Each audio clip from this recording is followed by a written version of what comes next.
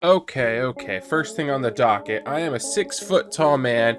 I have this gigantic binder, and as you can see, it's filled with Pokemon cards, and I keep them all organized, which normally isn't a problem, except I have all of these I need to add to the binder, which is going to take a very long time.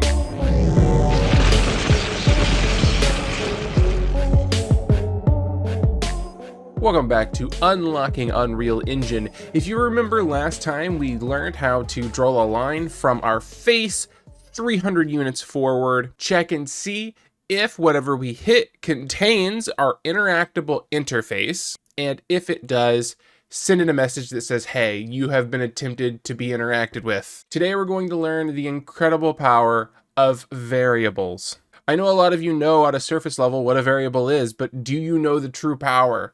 First things first, let's go ahead and make the door a little bit more functionable like an actual door. I'm going to go ahead and open up the BP door system, and we're going to move things around just slightly. I'm going to take the interact request, and I'm going to put it up top. The reason I'm going to do that is because, to me, as a priority, it kind of makes sense to have it more towards the top. Then, underneath our open door, I'm going to right-click, and I'm going to create a custom event, and this will just be closed door. I'm going to move a little bit fast here because we're kind of just going to be doing some copy-paste. I'm going to take the door, and I'm going to take the move to component, or move component to. We're going to Control C, Control V to copy and paste, bring it down here, and instead of having it the target relative location be 90, we're going to set this to 0, and we're going to compile and save. So now we have an open door and we have a closed door. However, now what we're going to do is we're going to create another custom event, and this is going to be toggle door, and this is where we're going to have to start exploring variables and why they're important. One of the most easy ones is a Boolean because it can only be one of two things, true or false. So on the left-hand side, what we're going to do is we're going to create a variable, hit this little plus here, and I'm just going to name it open with a question mark. Then you just need to make sure this says Boolean. It should have a red little dot there. And on any chance it doesn't have a red dot here, like let's say it looks like that, a big grid, just right click on it and it should go back to being a simple dot. And now what we need to do is whenever we open the door, when it completes, we need to take open. So all I did was click and drag, and we need to set it. And we're going to set open to true whenever the door opens. And then we're going to click, we're going to hit set, and we're going to set it to false whenever it closes, compile and save. If you look in the viewport, this is something to keep in mind, it's closed by default. So that means that this variable needs to be false by default.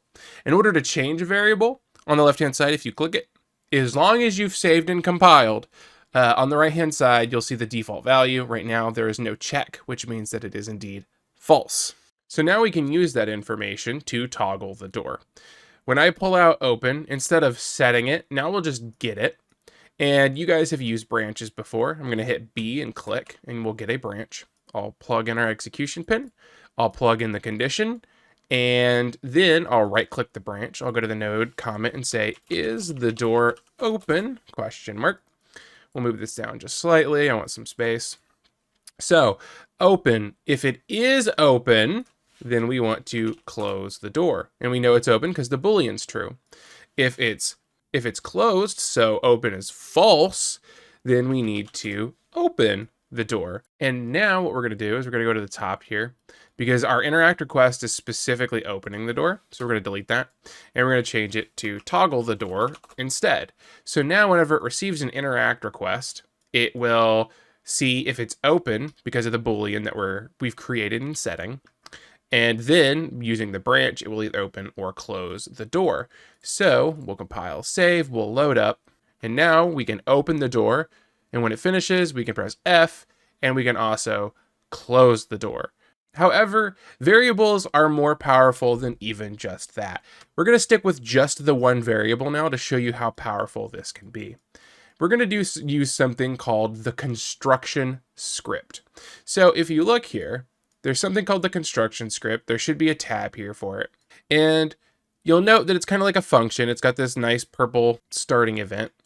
And when the construction script happens instantly, whether it's in the editor or during runtime.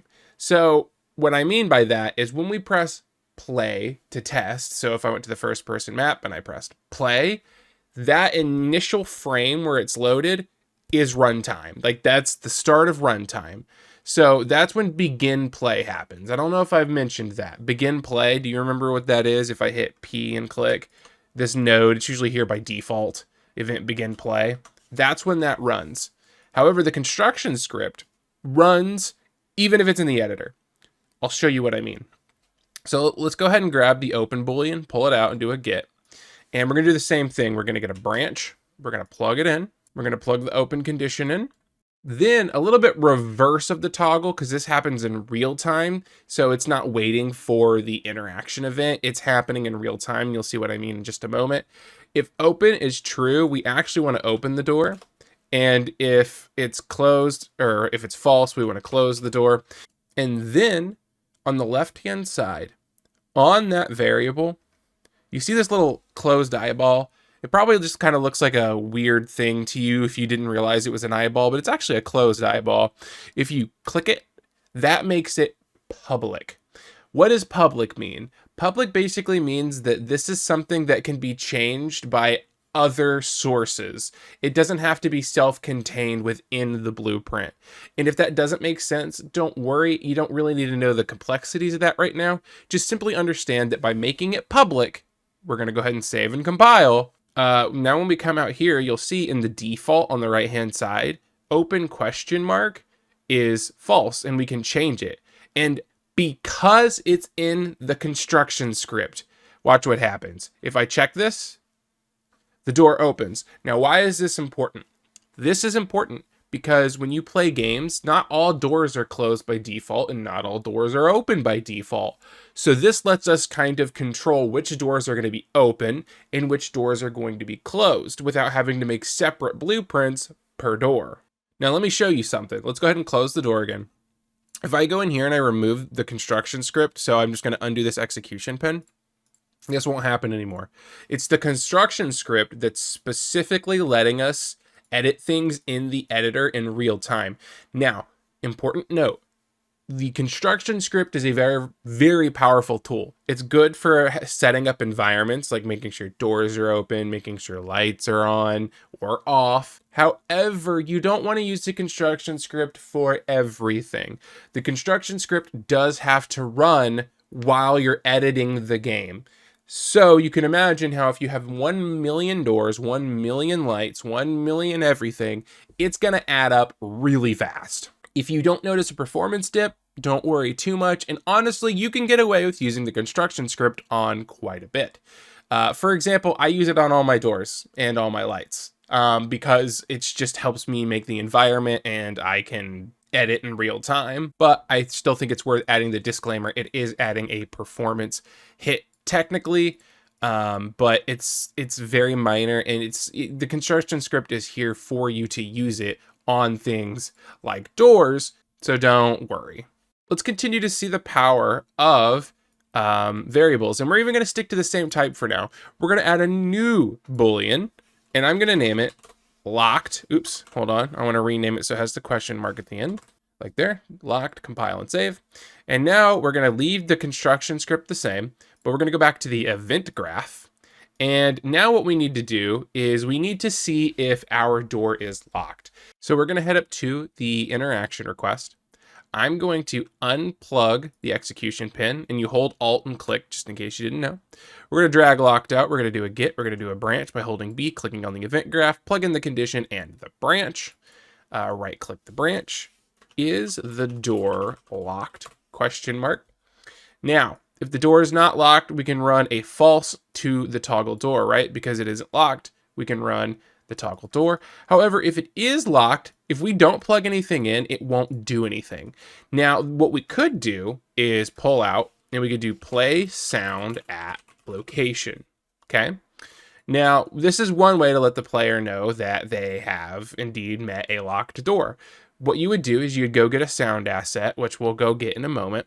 And then you see it needs a location. And the reason we're going to supply a location is because it sounds a lot better whenever the noise plays from a place in 3D space. Like, have you ever been playing a game and you're like, oh, that's to my right. Oh, that's to my left. That's because it's actually playing within 3D space. So in order to do that, we use place sound at location. However, luckily, this is a very simple thing to do. I'm going to get the SM door, which is, remember, our static mesh for the door. I'm going to pull out of it and just hit get world location. Oh, not that one. You don't want that one. Get world location. You want specifically get world location, not whatever this is. And then we can use the world location as where to play the sound.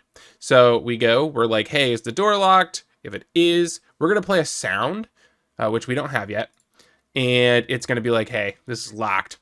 However, if it isn't, we'll go ahead and toggle the door. I'm going to compile and save, and then I'm going to show you guys a great place to get sounds. This website is called freesound.org. I get a lot of my sound effects here, which there's a lot of places to go. You can also go to itch.io, for example, and this is mostly games and stuff. But if you look on the left-hand side, there is indeed game assets, and then you can start sorting by like sound effects, for example. And there's tons of free stuff. There's tons of stuff you can pay for. But I'm going to use free sound for now. And what I'm going to do is I'm just going to search locked. We'll just start there. Now, this is where you have to start understanding what Creative Commons is. Creative Commons tells you essentially what you have to do in order to use the sound. I'm not going to go through all of them, but I do think it's important that you go and you learn about these. There's CC 1, 2, 3, and 4. Those are the most common. However, the one we're looking for is 0, so I guess I'm wrong. There's 5. We want 0. On the left-hand side, however, if you look on license, there is a CC0, Creative Commons 0. What this means is that you can use the sound effect and you don't have to apply anything. You don't have to give a shout out to the author. You don't have to pay for anything. You can use it in commercial products, personal products. It doesn't matter. CC0 means it is public use. Now, if you wanted to, like you got it from a specific author and they're just giving CC0 stuff because they're a good person and you want to give them attribution, absolutely, I highly recommend it. But the point is you don't have to. So what we're going to do now is we're just going to go ahead and click on different sounds and see what they sound like.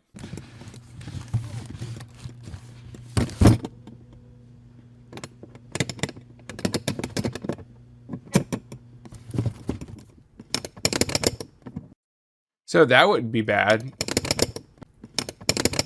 And then if you wanted to, which we're not going to right now because it's too advanced, but you could like have like the door handle flick when you're doing that. You know what I mean? But let's look for more. Door auto locking. It just sounds like a clock. I don't know if that would be portrayed as a lock very well. Door lock 2. That's just someone with keys, which makes sense. Locked door. Ooh, that could be good, but it also does kind of sound like a door closing. You have to remember that, yes, this is probably a locked door. This is probably someone messing with a door and it's locked, but you're only hearing the audio, and you have to remember, sometimes when you hear audio, it's not portrayed as what it is. Like this is a locked door, right? Kind of sounds like a door closing though, doesn't it? I mean, I could definitely see it being one. I think what we're going to do though is we're going to go do the locked box, and I'm going to use this specific audio here. And that'll be good enough. I do think it would be better, it would be portrayed to the player better if they handled it this, but we're not going to do that right now. So I've picked one. It is CC0, so I'm going to go ahead and click on the title here. You will need to make an account. They're free. And I'm going to just hit download sound. This software is known as Audacity. It is a free audio editing software, very powerful for being free as well. And what I'm going to do is I'm going to pull in that audio we just downloaded, and we needed this part right here. Yep. So what I'm going to do is I'm going to take all this, I'm going to press delete, and then one more time. Yep. And I'll take this and I'll press delete as well. So I'm going to go ahead and click on it. So it's all selected. And again, see how it is touching the top and touching the bottom? That's technically the audio peaking, and you want to avoid that. However, in this case, you can't hear it that much. What I'm going to do is I'm going to go to effect. I'm going to go to volume and compression, and then we're going to normalize it. So when you normalize something, what you're saying is, I want you to bring the low peaks a little bit up, and I want you to take the high peaks and bring them a little bit down. And what you're doing is you're choosing where you want it to be. Like what is the highest peak you want this to be? If you press 0, it's going to bring it to the top and the bottom. If you bring it to like -1, as you can see I had here by default, what it's going to do is it's going to leave a little bit of space between the top and the bottom, which will make it a little bit more quiet, but it'll take off a little bit of that edge that the audio has when it starts to peak. So with -1 selected, I'm going to hit apply, and you'll notice there will be a gap. Boop. So now you've got that gap here. And what that's going to do is help try to prevent any of the clipping that's happening. See, and you probably won't notice too big of a difference. Not too much of a difference, but it is a little bit easier on your ears, isn't it? Especially if you've got a headset on. So now we have our little audio selection here. I'm going to hit File. I'm going to go to Export Audio. We'll just do on my computer. I'm going to do an MP3. All this is fine. I'm going to do an MP3.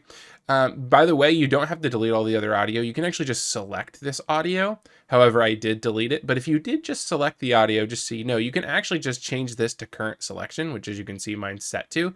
And then you can keep all the rest of the audio there.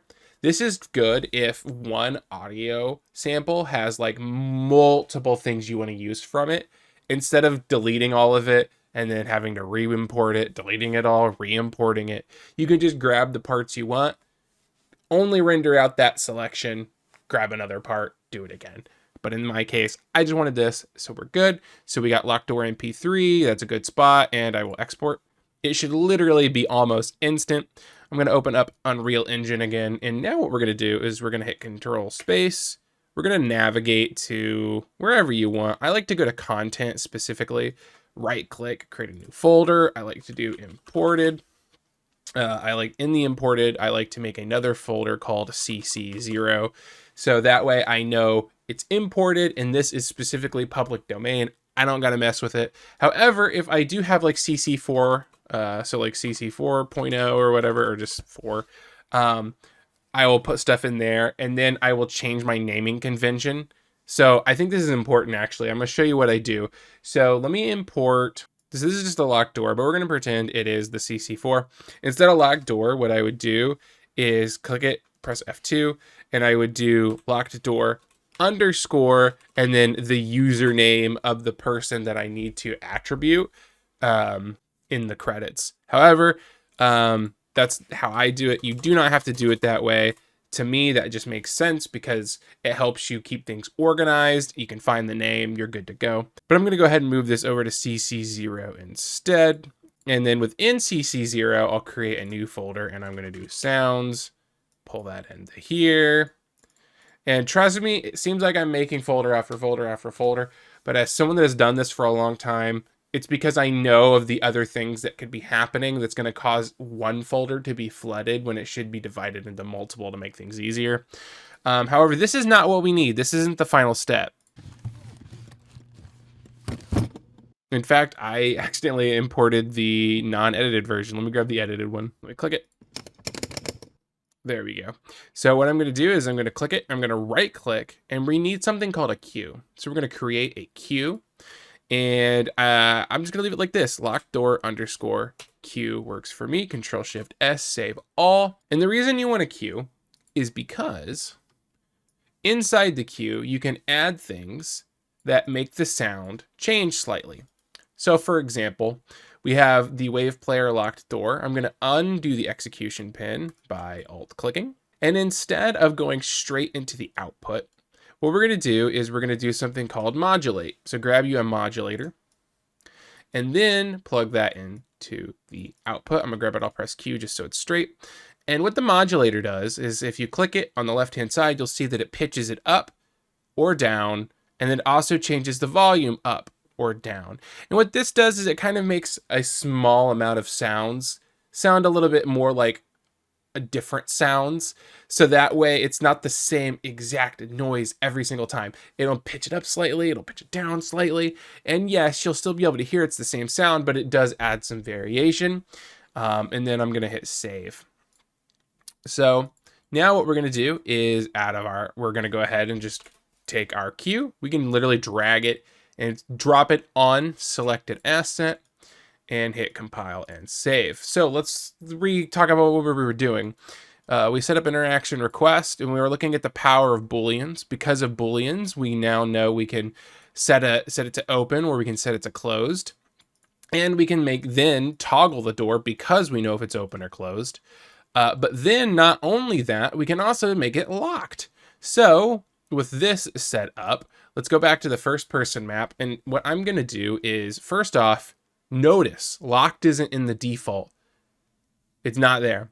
That's because we didn't make it public. So go down here to the bottom left, make it public, compile and save.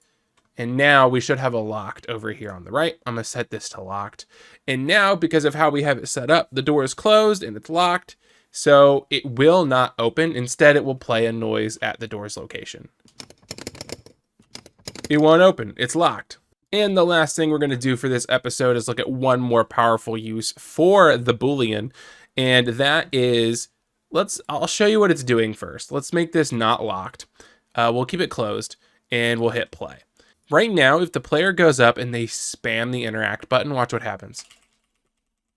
The door it's just slower and slower. The more you spam it, the slower it's gonna get. Now, it doesn't look like it's getting slower, but trust me, it's getting slower and slower and slower.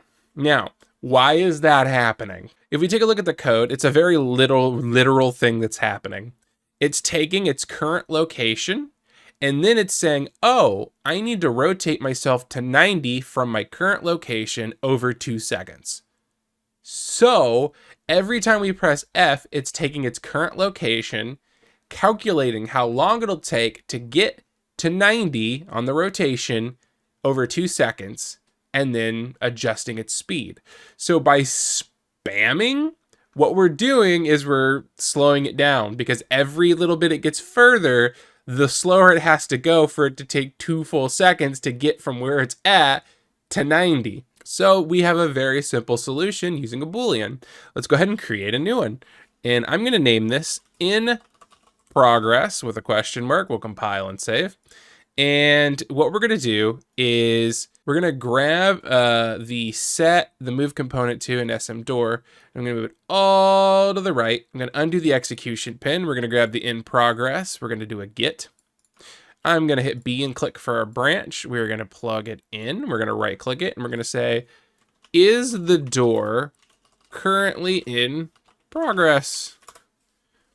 Now, if it is in progress, we don't want it to do anything because it's currently doing something. However, if it is not in progress, we can move forward. So if false, then we take in progress and we set it to true. So what that's going to do is it's going to say, is it in progress? No. Well, now it is. So don't accept any more inputs. Plug the execution pin in. And I want to show you something about move component too that you might not have noticed.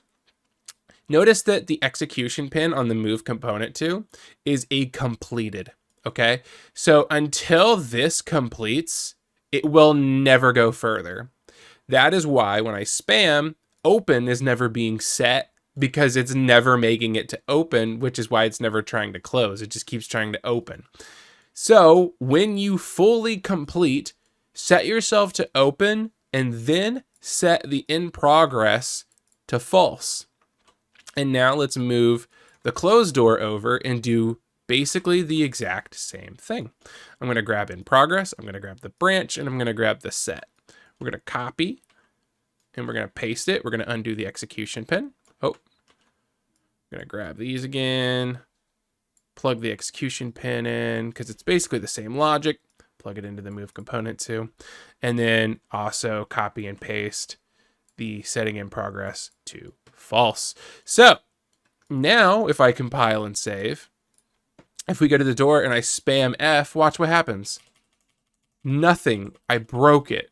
So I've actually ran the logic in my head repeatedly and it should be working. So we're going to actually do a brief how do you debug section.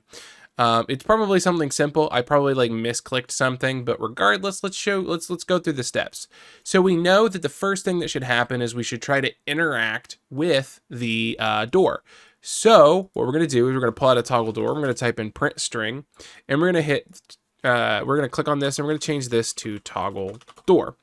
Then we're going to copy and paste it, and instead we're going to make it say locked. So the reason we're doing this is because whenever we interact with the door, it is either going to get a true or a false. So therefore we know it will either print that it's toggling the door, or it's going to print that it's locking the door, or that the door is locked. And I'll show you what I mean. Let's compile and save, and we'll hit play. Now I'm going to go up to the door, and I'm going to press F. And at the top left, as you can see, it's attempting to toggle the door. That message is popping up because we're printing the string. So we know that the logic is making it to toggle door. So now we're going to delete both of these, and we're going to move down to toggle door. And what we're going to do is now we're going to add them down here. Let's print this. We're going to say close, copy paste, and oh, not pen. I must have misclicked. Open. We'll hit compile and save. So is it trying to open the door? It is indeed attempting to open the door. So we will delete these. So we know that the logic makes sense so far. However, why is it that it is now failing? Just in case, out of this true, we're going to print a string that says, sorry, in progress. And then after the set of in progress, I'm going to print another string that says, opening door, and then I'll move this over slightly so we can plug the execution pin in, and we'll hit compile and save. So now we should be able to follow the logic all the way to here, and it says sorry, in progress, and it's not ever letting us through. Interesting. So now we need to figure out, why would it be saying that it's in progress? It's saying that right now, whenever we go up to the door and we try to open it, in progress is returning a true.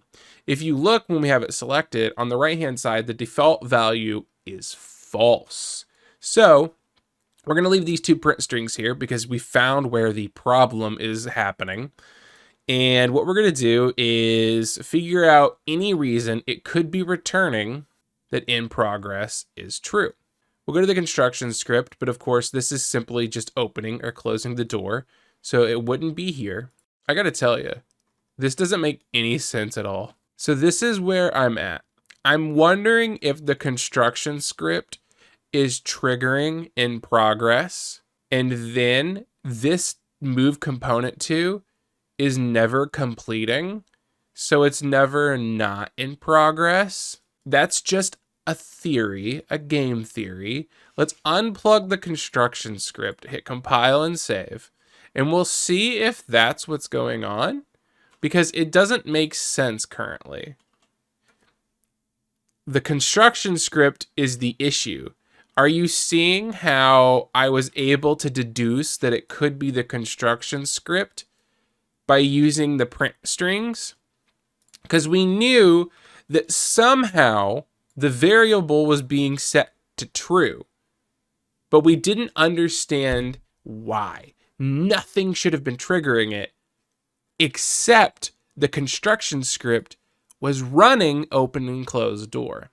So instead of running these, what we're going to do instead is we're just going to get the SM door, and we're going to replicate the move component to with a set instead.